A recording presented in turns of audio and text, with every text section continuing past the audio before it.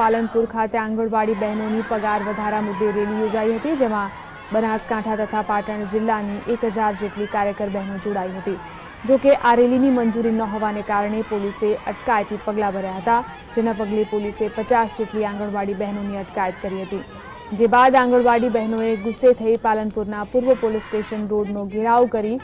Shimla gate road પર ચક્કાજામ કર્યો હતો, જેના પગલે પોલીસ દ્વારા કડક કાર્યવાહી હાથ ધરી વધુ 500 જેટલી આંગણવાડી બહેનોની અટકાયત કરાઈ હતી અને તમામને પોલીસ હેડક્વાર્ટર લઈ જઈ વધુ કાર્યવાહી હાથ ધરી હતી। આજે જે મહિલાને બાળ કલ્યાણ મંત્રી બન્યા હોય એમને પણ લાઈને એક દિવસ આંગણવાડી વર્કર બનાવો અને એક દિવસ રજિસ્ટર નિભાવો। આજે ગાંધીનગરના સાહેબો એવું કહેતા હોય કે તમને કચરા પોતા કરવા કોણ રાખે, આ જો શબ્દ બોલતા હોય તમને 2000 માં પગાર પણ કોણ આપે, આવું આનંદીબેન બોલેલા હોય તો આંગણવાડી વર્કરનું વેલ્યુ શું? તો આ માટે આજે આંગણવાડી વર્કરો જનૂન સાથે જોમ સાથે અમે આનો વિરોધ કરીએ છીએ અને અમારા હક માટે અમે આજે રેલી કાઢી અને અમારું માંગણીઓ મૂકી રહ્યા છીએ, જે માનનીય શ્રી કલેક્ટર